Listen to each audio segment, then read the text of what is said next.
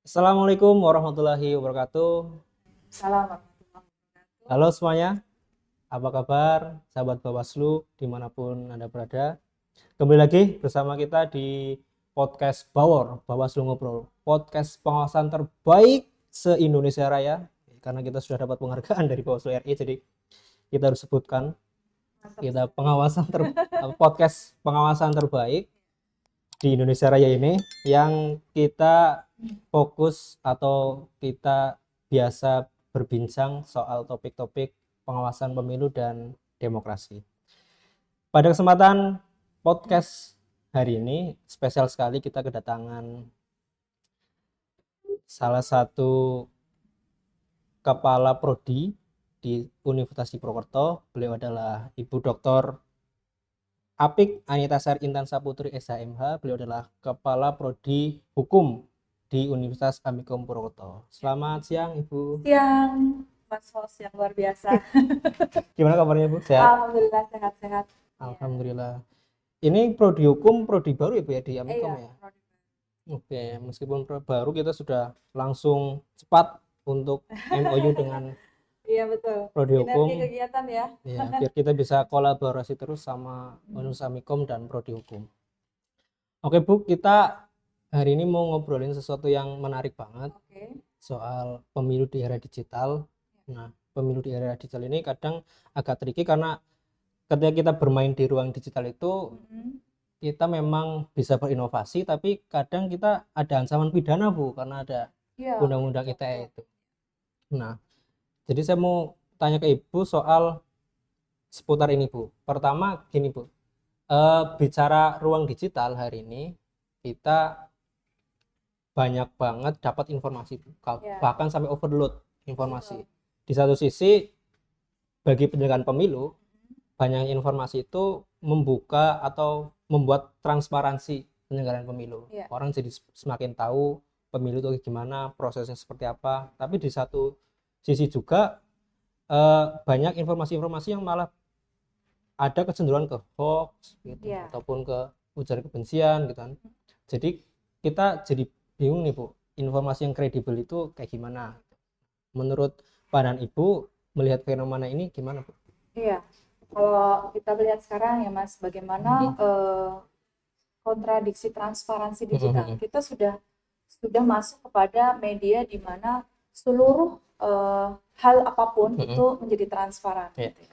Nah ini sebenarnya bisa kita lihat atau kita ambil ya dua mata pisau ini ya, maksudnya bisa dari sisi positif dan juga dari sisi negatif. Kalau kita mengambil dari sisi positif, tentunya semua informasi bisa kita peroleh. Kalau kita compare dengan perkembangan zaman dulu, di mana segala informasi kita harus mencari ya di media, misalnya mungkin dari media newspaper ya, koran dan lain sebagainya, atau majalah dan lain sebagainya. Kalau sekarang kan informasi itu sudah tersuguhkan secara digital, jadi semuanya bisa mengakses. Nah, tapi kondisi dari kebebasan inilah yang bisa menjadikan sesuatu ya terhadap masyarakat gitu ya, bisa menggiring kepada masyarakat di mana adanya disinformasi atau hoax gitu ya.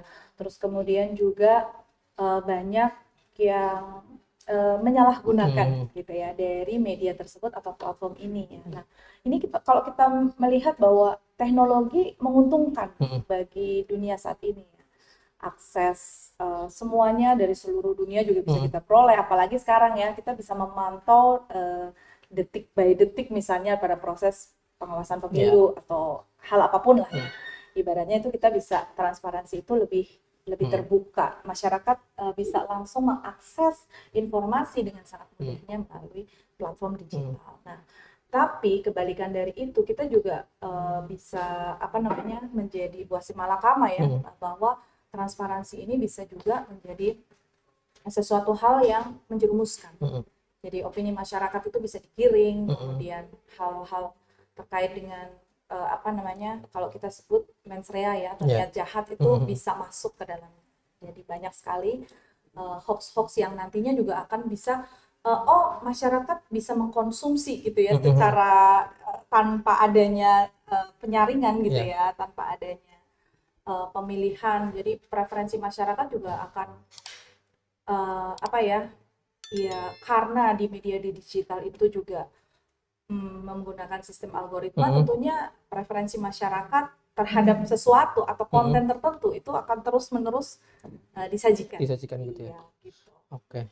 Ya jadi tadi menarik Bu soal algoritma media sosial ya. Iya. Kita ada istilah di media sosial itu echo chamber ya, dimana ketika kita mencari sebuah informasi tertentu di media sosial, setelah kita cari pasti akan seterusnya kita akan disuguhi informasi-informasi seperti Iya, itu. betul.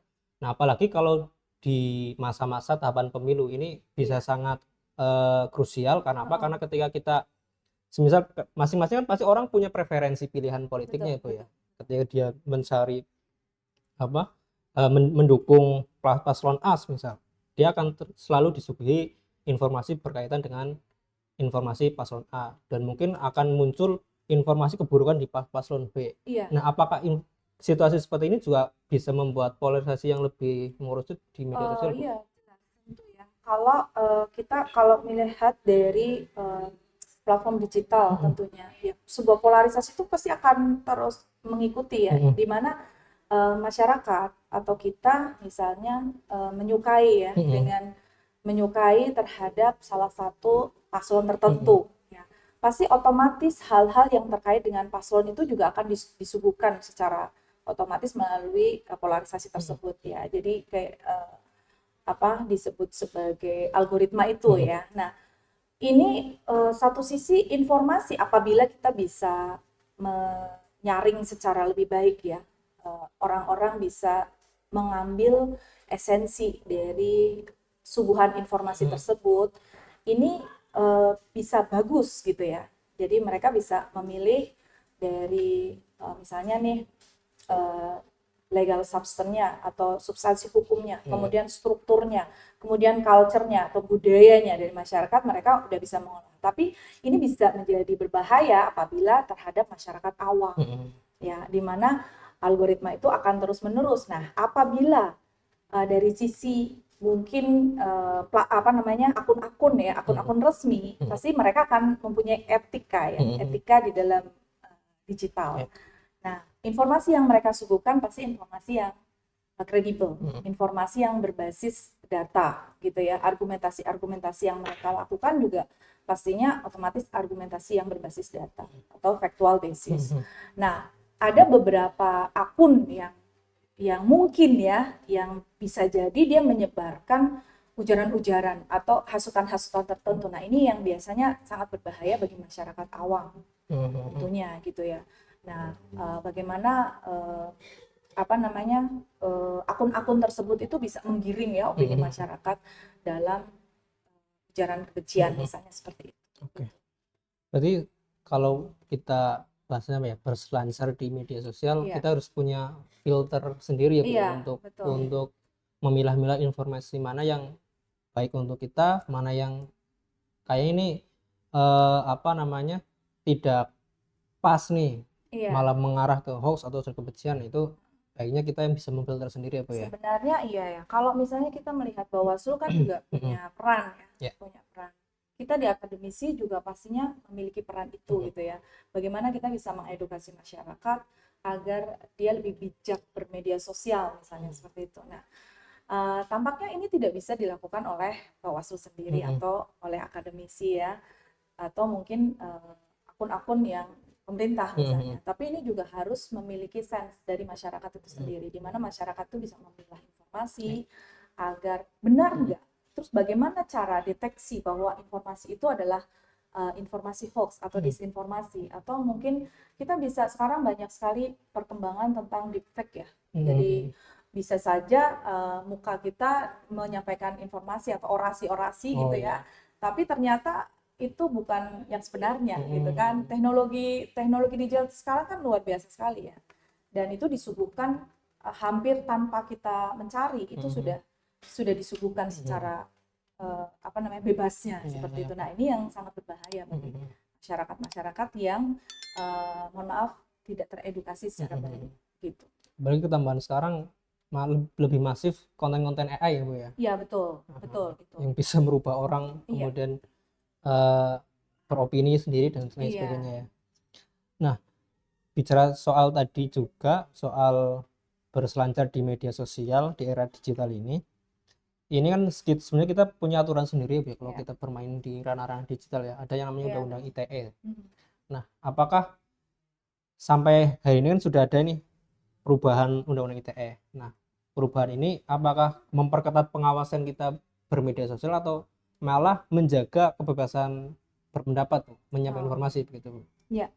Kita perlu cermati terlebih dahulu ya terkait dengan perubahan Undang-Undang ITE ya, Hmm. yang sudah kita ketahui. Nah, kita bisa memiliki 3 poin krusial terlebih dahulu. Mana nih masyarakat sebenarnya yang harus harus menggarisbawahi ya bahwa ada poin penting di dalam perundang-undangan ini. Misalnya terkait dengan pasal 28 ayat 1 dan 3 tentang cluster hoax dan berita bohong. Nah, ini yang bagaimana kita itu harus mengedukasi masyarakat ya, bagaimana agar apa namanya substansi hukum ini tidak menjerat masyarakat awam gitu ya. Melalui apa? Nah, ini kan menyebarkan informasi hoax atau informasi yang tidak apa informasi palsu ya atau disinformasi ini di dalam masyarakat. Nah, ini sangat sangat rawan dan biasanya masyarakat itu tanpa memilih ya, tanpa menyaring gitu, langsung aja dia share misalnya dia share. Jadi kalau disebut kita harus memiliki apa namanya trend point bahwa harus saring dulu sebelum sharing. Nah, jadi apa yang informasi yang harus kita dapatkan itu harus disaring dulu. Apakah benar-benar informasi ini memiliki validitas ya, data yang akurat memang, atau ini hanya sekedar opini-opini ya. Nah, inilah yang harusnya dilakukan oleh masyarakat pada umumnya gitu. Nah, kalau di cluster hoax ini ada jeratan ya di pasal 28 ayat 1 dan 3. Ancamannya itu bisa 6 tahun penjara dan denda miliaran rupiah. Nah, apabila masyarakat itu secara random ya men-share gitu ya informasi-informasi ini bisa masuk ke dalam ranah ujaran kebencian. Itu terdapat di pasal 28 ayat 2. Nah, substansinya bagaimana informasi-informasi yang ditujukan itu menimbulkan rasa kebencian ya. Permusuhan individu, permusuhan kelompok, ya bisa juga berdasarkan dengan SARA gitu ya. Nah, ini hal yang memang sangat sensitif ya, isunya sangat sensitif, apalagi kalau pada posisi pemilihan gitu ya, sangat menjadi trend topik atau current issue yang memang paling hangat biasanya. Nah, ini paling berbahaya di dalam ujaran kebencian atau SARA. Dan yang ketiga itu ada di penyerangan pencemaran nama baik. Nah, itu ada di pasal 27A, di mana di dalam Undang-Undang Nomor 1 Tahun 2024 yang menegaskan ini bahwa penyerangan nama baik terhadap personal ya, tuduhan-tuduhan itu juga diatur di dalam Undang-Undang ITE saat ini. Jadi kenapa kok disebut sebagai apa yang disebut sebagai pencemaran nama baik gitu ya? Itu sudah menjurus kepada personal. Personal ya. Iya, personal, keluarga itu biasanya itu sudah masuk ke dalam ranah pencemaran.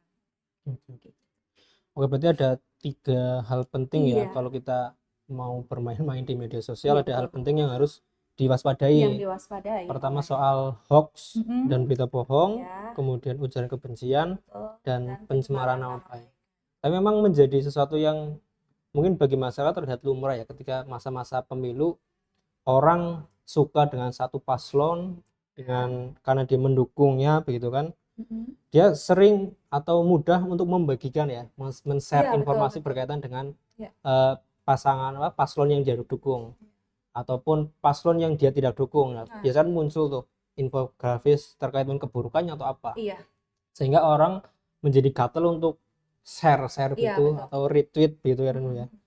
Nah, tadi kalau menurut penjelasan Ibu, orang yang kemudian bikin konten hoaxnya, berita bohongnya itu bisa terkena jerat pasal hoax.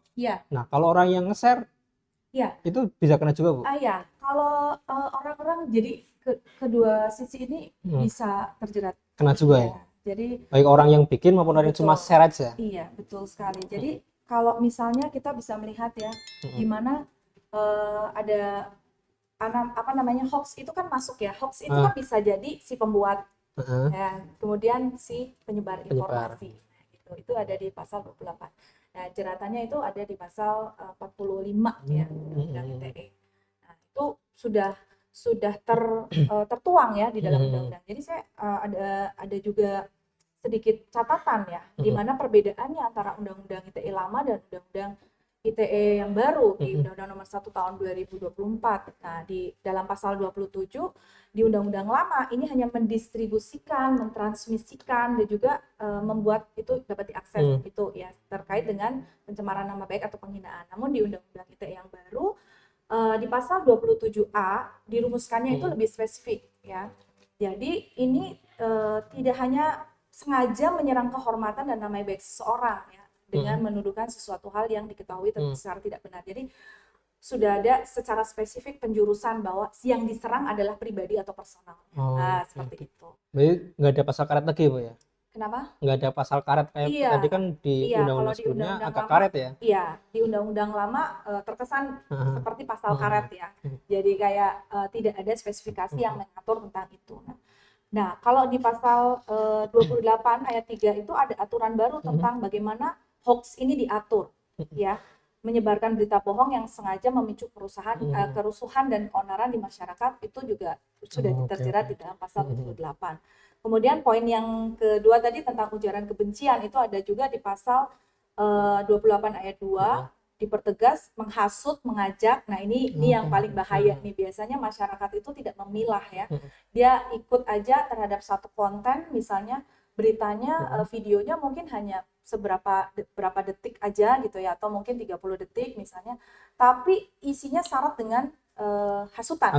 Nah, ini yang paling berbahaya. Ternyata di Undang-Undang ITE baru ini sudah ada aturan baku yang mengatur tentang itu ya, di mana dia ajakan menyulut rasa kebencian itu juga sudah masuk ke dalam pasal, bisa dijerat. Oke. Nah, lalu begini Bu, orang ketika kita bicara lagi soal ketika tahapan pemilu ya, orang pasti kan pasti mereka gatel untuk beropini, berpendapat tentang pasangan calonnya atau mungkin pasangan calon yang lain ya. Nah, kadang orang itu ketika beropini berpendapat masih ada agak takut juga pasti kan, karena ada undang-undang ITE ini, antara dia beropini berpendapat yang memang dia mengkritik secara konstruktif gitu, ataupun masuk ke jebakan tadi ada yang namanya ujaran kebencian. Nah, ini untuk membedakan antara dia beropini atau mengkritik secara konstruktif atau dia malah sebetulnya sedang melakukan ujaran kebencian atau pencemaran nama baik, itu gimana Bu membedakan itunya? Baik, jadi kalau masyarakat itu sebenarnya sekarang karena kita sudah sangat transparan di dalam ruang digital, tentunya masyarakat itu ada yang kemudian sangat berani untuk mengemukakan kritik ya. Ada juga yang kemudian ada ketakutan karena ada jeratan pidana ya di dalam itu. Nah, sebenarnya masyarakat itu juga tidak perlu takut, gimana kita bisa ada kok batasan ya, di mana kita harus tahu dulu antara kritik konstruktif dengan ujaran kebencian. Kalau kritik itu adalah kita akan mengkritik itu secara konstruktif, di mana mungkin visi misinya, lembaganya, program kerjanya itu adalah kritikan. Nah, sementara berbeda dengan ujaran kebencian. Nah, kalau ujaran kebencian itu sudah menyerang kepada personal. Jadi personalnya, pribadinya, keluarganya, hal-hal yang terkait dengan sosok dari mungkin paslon misalnya.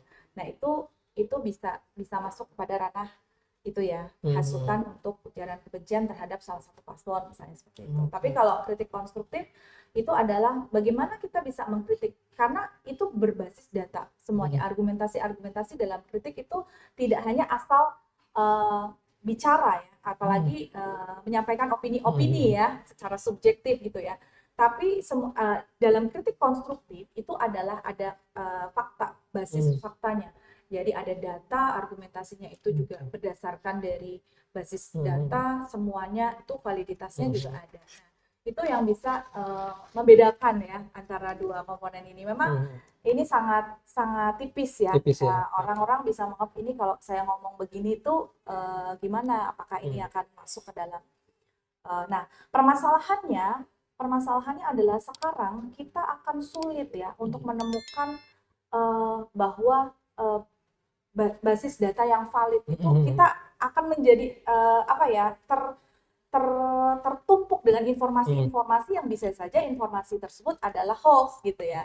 Dan masyarakat itu ternyata ini informasi yang valid dan data yang bagus terhadap kritik misalnya kita konstruktif ini adalah basisnya data dan ini bagus, ternyata tertumpuk atau tertimpa dengan informasi-informasi yang itu ya menyerang personal kayak gitu. Nah, kebanyakan karena saking bebasnya di dunia digital ini yang menyebabkan informasi misalnya dari Bawaslu menginformasikan tentang apa gitu ya, tapi ternyata ada akun lain gitu ya yang menyerang dan lain sebagainya. Inilah yang menyebabkan masyarakat kesulitan untuk memilih gitu ya antara informasi yang valid dengan informasi yang fake tersebut. Oke. Berarti kalau mau kita garis bawahi, mohon maaf, untuk membedakan antara pendapat atau opini yang konstruktif, kritik yang konstruktif dengan unsur kepercayaan itu ada pada penyampaian datanya ya Bu ya? Iya betul. Jadi kalau semuanya berbasis data ya. Ketika faktanya gitu. Jadi menyampaikan sesuatu yang berkaitan dengan pasangan calon kah atau apapun itu dia berdasarkan data, kemudian tidak punya personal lah. Kurang lebih seperti itu ya Bu ya, untuk membedakan antara sesuatu yang boleh dan nggak boleh lah, katakanlah seperti itu. Jadi kita juga harus bertanya dulu sebelum informasi itu datang kepada kita juga harus bertanya. Atau kita kalau dalam istilahnya di Muslim itu tabayun ya, misalnya kita mencari informasi, apakah informasi yang kita terima ini adalah informasi yang memang benar-benar bisa diterima oleh kita, bisa dikonsumsi oleh kita, dan kita bisa memberikan sharing secara positif. Oh ternyata data yang valid itu seperti ini gitu ya. Nah itu harus ada. Nah kebanyakan dari kita ya mungkin kebanyakan ya masyarakat itu menelan mentah-mentah informasi tersebut. Nah ini seperti itu yang harus diperhatikan ya. Oke. Ya memang apalagi kalau saat pemilu ya Bu ya. Memang kan banyak akun-akun yang bermunculan menjadi akun-akun anonim begitu kan, menyerang personal paslon, kemudian menyerang netizen lain karena pilihannya berbeda, bahkan menyerang penyelenggara pemilu itu sendiri kan. Nah kalau mereka berlindung di balik akun-akun anonim seperti itu, apakah ada instrumen hukum yang bisa mengejar akun-akun anonim seperti itu Bu? Sebetulnya nah ini yang menjadi PR bersama ya. Maksudnya memang akun-akun anonim itu juga meresahkan gitu ya. Nah ini kan karena kenapa kok kemudian dia terkadang akun-akun anonim itu dibayar untuk bisa memberikan asumsi-asumsi tertentu gitu ya, menggiring opini masyarakat dan lain sebagainya gitu. Nah ini memang meresahkan ya, apakah ini sebenarnya perlu juga untuk bagaimana caranya untuk bisa memberantas akun-akun ini, itu yang menjadi PR besar ya, bagi kita semua. Berarti memang instrumen hukum untuk melacaknya susah juga ya Bu ya, karena mereka berlindung di akun-akun anonim seperti itu ya Bu? Ya mungkin untuk beberapa momen sudah banyak ya yang diketahui, tapi kan kita juga tidak bisa mengkontrol secara general ya, karena bisa jadi itu mungkin ratusan ribuan bahkan mungkin yang dibuat gitu dengan akun-akun anonim itu. Ini yang pemerintah tidak bisa diserahkan sepenuhnya kepada pemerintah misalnya untuk bisa mengatasi hal tersebut. Nah, bagaimana agar kita bisa bersinergi, berkesadaran secara politik gitu ya, dan juga bisa melihat preferensinya bahwa ya semuanya tergantung dari pemikiran masyarakat ya.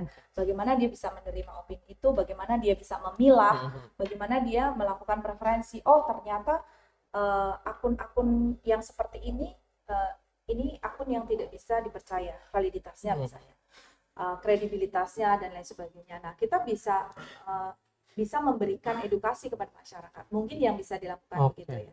Jadi dari masyarakat sendirilah yang juga ikut mengawasi. Misalnya ada akun-akun anonim yang memang meresahkan masyarakat gitu ya. Mungkin dari masyarakat sendirilah yang bisa berbuat ya untuk bisa memberikan informasi-informasi yang positif dan bisa bukan menyerang ya, mungkin seperti berkomentar di akun-akun tersebut gimana agar masyarakat juga ikut teredukasi ya melalui kolom-kolom komentar tersebut. Gitu. Berarti memang poinnya sebetulnya bagaimana kita juga bisa meningkatkan literasi digital kita ya Bu ya, untuk mengcounter akun-akun anonim seperti itu ya. Iya. Jadi memang dalam rangka dan upaya untuk meningkatkan literasi digital, Bawaslu Kabupaten Banyumas juga memang sudah sering Bu melakukan proses pendidikan politik, khususnya pengawasan partisipatif melalui kegiatan-kegiatan sosialisasi seperti ini Bu. Dan kita juga ada pembentukan basis pengawasan partisipatif Bu, namanya P2P, pendidikan kader pengawas partisipatif. Nah, saya rasa hal-hal seperti itu yang memang harus dilakukan oleh Bawaslu untuk meningkatkan literasi digital ya Bu ya. Nah, mungkin Bawaslu ini sebetulnya juga nggak bisa melaksanakan sendiri Bu proses pendidikan pengawasan partisipatif ini untuk meningkatkan literasi digital. Nah, menurut Ibu hal lain apa yang mungkin bisa dilakukan atau yang bisa dilakukan Bawaslu maupun pihak Amikom ataupun dengan akademisi gitu untuk meningkatkan literasi digital? Oh ya, tentunya ya. Kalau misalnya kita melihat dari program ya, Bawaslu sudah pasti kita melihat bahwa program yang disampaikan tadi oleh Bawaslu sudah sangat masif ya terkait dengan edukasi dan sosialisasi. Nah, dan ini tidak bisa dilakukan sendiri ya, tentunya dengan sinergi bersama akademisi. Misalnya kita bisa merancang program, misalnya akademisi kan jelas audiensnya atau sasarannya adalah para generasi Z ya, yang sudah mulai bisa memilih sekarang. Betul. Nah, seperti itu. Nah, apa sih sebenarnya yang bisa dilakukan ya selain misalnya bersinergi ya tentang edukasi dengan akademisi yang sasarannya adalah Gen Z, mungkin kita juga bisa melakukan kolaborasi bersama influencer atau mungkin tokoh-tokoh penting ya yang dia punya kapabilitas di dalam edukasi terhadap masyarakat ya. Nah, itu bisa jadi karena berbeda segmen atau berbeda target masyarakat, tentunya kita juga berbeda dalam cara penyampaian informasi ya. Mungkin di Gen Z mahasiswa-mahasiswa itu bisa, di siswa SMA masih bisa kita dengan menggunakan upaya digital ya. Tapi kalau untuk generasi di atasnya misalnya seperti itu kan kita perlu juga tokoh-tokoh ya, tokoh-tokoh penting yang dikira masyarakat itu lebih bisa diterima oleh golongan-golongan. Jadi kalau kita bisa sebut sebagai upaya demografi. Jadi ada segmen usia gitu ya, segmen segmentasi generasi. Ininya ya. Ya seperti itu. Nah, bisa jadi upaya secara digital tidak bisa diterima juga misalnya. Kita bisa mengundang tokoh-tokoh masyarakat yang kalau di Banyumas berarti dengan bahasa ngapak gitu ya. Bisa juga dengan bahasa ngapak yang dilakukan oleh para konten kreator misalnya gitu yang lebih bisa diterima oleh komunitas mereka gitu. Karena kita ada di wilayah Banyumas. Ya, budaya penginyoangannya juga bisa dipergunakan untuk upaya ini. Oke. Kalau menggunakan budaya lokal penginyoan sudah nih Bu, pakai Bawor ini Bu. Oh ya, betul. Podcast Bawor ini Bu. Oke. Jadi memang dengan melimpahnya informasi di ruang digital ini, memang kita sebagai pemilih dan masyarakat umum memang harus lebih cerdas ya Ibu ya dalam memilih dan memilah konten mana yang kemudian ini sifatnya adalah sebuah kebenaran gitu ataupun sesuatu yang memang sifatnya adalah kebencian gitu. Itu malah bisa membuat kita terjerumus dalam undang-undang ITE tersebut. Dan yang harus kita ketahui bersama bahwa salah satu hal yang bisa kita lakukan untuk menghindari jeratan undang-undang ITE itu dan sebagai benteng kita untuk bisa berselancar di dunia digital ya, kita harus meningkatkan literasi digital kita ya Bu ya. Betul. Jadi terkadang sebagai bebasnya digitalisasi ini juga bisa juga merusak diskusi-diskusi ruang diskusi yang sehat ya. Betul. Tentang pengetahuan tentang politik dan lain sebagainya. Dan satu mungkin yang perlu juga dibahas di sini ya, Gimana kita sudah mengalami shifting paradigm ya, pergeseran paradigma masyarakat ya terkait dengan digitalisasi. Nah, apa juga yang perlu untuk digarisbawahi tentang perubahan ya, misalnya money politik nih. Oke. Nah, itu juga sekarang kan berubah dari bentuk ya, fisik money Oh iya politik ya betul betul. kan. Nah, sekarang karena upayanya adalah sekarang sudah masuk ke dalam ranah digitalisasi, tentunya money politik sudah sangat bebasnya. Nah, bagaimana nih bisa mengkontrol Oh gitu iya betul ya betul terkait betul. dengan money politik ini ya. Ini yang kita mungkin itu sebagai current issue yang orang-orang sudah tidak lagi menerima dana fisik di pagi hari misalnya ya, sebagai kita sebut sebagai serangan fajar misalnya.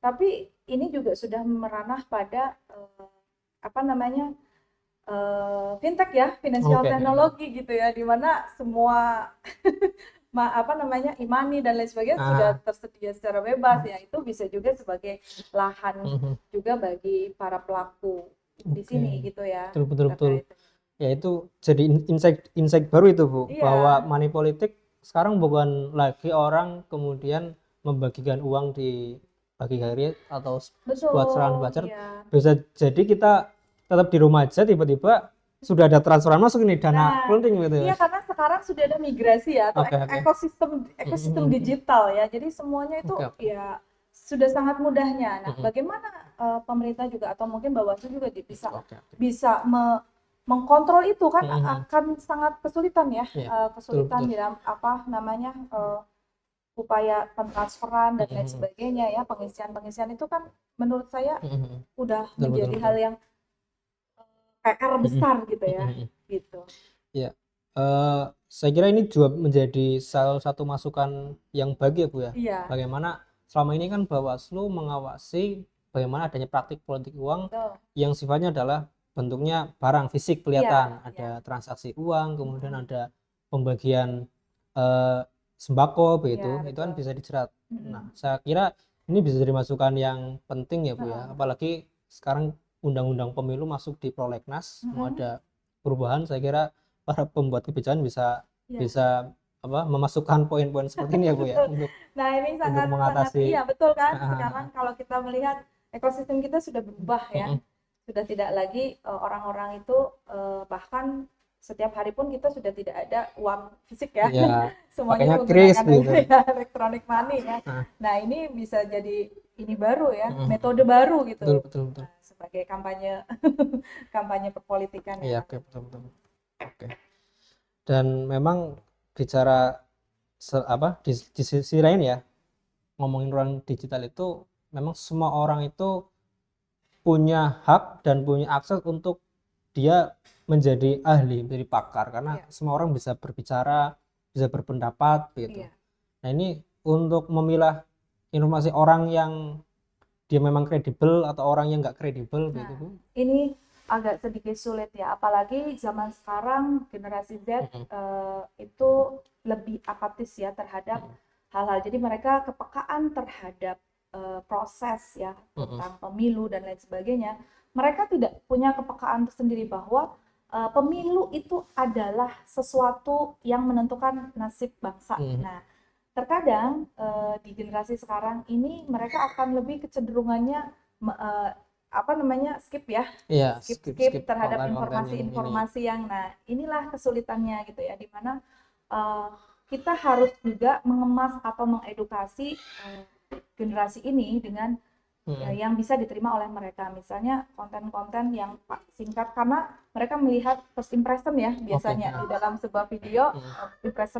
First impression mereka itu apa, kalau mereka tertarik untuk melihat dan mendengar, biasanya video-video tersebut mereka akan viral gitu ya, banyak. Nah, ini yang perlu menjadi PR juga bagi Bawaslu di dalam proses edukasi ya terhadap Gen Z misalnya ya, karena mereka adalah generasi yang memang sangat familiar dengan digitalisasi gitu ya. Jadi targetnya memang demikian adanya, bahwa menjadi PR Bawaslu harus mengemas video edukasi terhadap mereka agar mereka mau untuk menonton ya. Apalagi kita belum melihat bahwa edukasi ini adalah diserap oleh mereka informasinya, tapi mereka mau dulu nih nonton Oke. video tersebut. Nah, Oke, itulah. oke, oke. Itu Betul. sebagai ini ya, sebagai apa namanya? Poin ya Oke, bagi. strategi lah buat Iya, Bawaslu betul. untuk Jadi ternyata first impression di dalam digital marketing itu juga tidak melulu bisa diterapkan dalam dunia pemasaran saja, Oke. tapi di dalam dunia edukasi seperti Bawaslu, dalam proses edukasi dan lain sebagainya itu juga harus bisa menempatkan hal-hal seperti itu ya. Seperti Berarti memang digital marketing. Bawaslu ataupun mungkin akun-akun media sosial, admin media sosial, instansi pemerintah, mereka harus update dengan sesuatu yang lagi viral ya Bu ya, Iya, biar betul. ketika ada sesuatu yang viral, kemudian mereka bisa kemudian mengikuti sesuatu yang viral sehingga informasinya bisa tersampaikan Iya, kepada iya. Kita juga Gen Z harus, ini ya. iya kita juga harus tahu ya, berarti Gen Z itu adalah generasi yang memang menentang arus ya. Oke. Jadi tidak bisa kemudian kalimat atau mungkin kata-kata yang kita biasa temukan di dalam pendidikan kita pada zaman dulu, misalnya orang tua kita menyatakan jangan begini, jangan gitu dengan berbagai macam regulasi misalnya. Nah, kalau generasi kita kan tidak bisa seperti itu ya. Mereka kecenderungannya kalau dibilang jangan pasti malah justru ditentang gitu Dilakukan. ya. Atau mereka lebih abai atau antipati terhadap sesuatu. Nah, ini sebagai ini juga di sisi psikologis generasi ini juga kita harus pahami betul gitu ya, gimana cara penetrasi terhadap generasi ini juga harus bisa sesuai dengan optimal. Oke, baik. Memang sangat menarik ya obrolan kita soal dunia digital ini, apalagi pemilu di era digital. Mungkin suatu saat kita bisa juga nanti pemilu sudah nggak nyoblos lagi ke TPS, bisa juga sudah melalui polling gitu kan, bisa juga platform digital ya. itu masuk ke ranah-ranah yang memang kita harus mempersiapkan diri untuk mempersiapkan masuk ke era digital yang lebih luas lagi ya. Oke Ibu, mungkin terakhir kasih insight atau poin penting dari pembahasan kita hari ini Bu. Baik, karena kita sebagai seseorang atau sosok yang memiliki peran di dalam edukasi tentunya. Kita juga tidak hanya menjadi pelaku ya, mungkin juga kita bisa sebagai pelaku di dalam 3 komponen tadi ya. Penyebar berita hoax atau pencemaran nama baik gitu ya, atau kita juga bisa sebagai pelaku juga ya. Dengan ini tentunya kita harus bijak mengelola. Kalau sekarang tidak hanya bijak mengelola mulut ya, tapi kita juga harus bijak mengelola jempol kita. Di mana satu klik atau satu jempol kita itu juga sangat-sangat menentukan gitu ya, apakah itu bisa menjerumuskan diri kita atau itu bisa menyelamatkan diri kita. Nah, itu mungkin yang bisa saya berikan. Baik. Terima kasih Ibu Intan atas insight-nya pada hari ini. Banyak hal yang kita tahu, apalagi soal Undang-Undang ITE yang sudah ada perubahan itu, kita jadi lebih tahu dan lebih bisa membedakan antara mana ini hoax, mana ini ujar kebencian ataupun pencemaran nama baik. Saya harap teman-teman pemirsa Bawor bisa menyerap informasi yang kita sampaikan dan bisa menjadi sesuatu yang bermanfaat bagi kita untuk proses penyelenggaraan pemilu yang akan datang, sehingga menuju pemilu yang berintegritas, menghasilkan pemimpin yang kita harapkan dan mampu mewujudkan Indonesia Emas 2045. Begitu Bu Intan, terima kasih atas waktunya sudah mampir ke podcast Bawor Bawaslu. Semoga di lain waktu bisa mampir lagi Bu. Baik. Siap. Oke, baik. Terima kasih sahabat Bawor sudah mengikuti podcast ini, dan akhir kata mohon maaf atas segala kekurangan dari saya. Assalamualaikum warahmatullahi wabarakatuh. Waalaikumsalam warahmatullahi wabarakatuh. Terima kasih. Terima kasih Bu. Oke.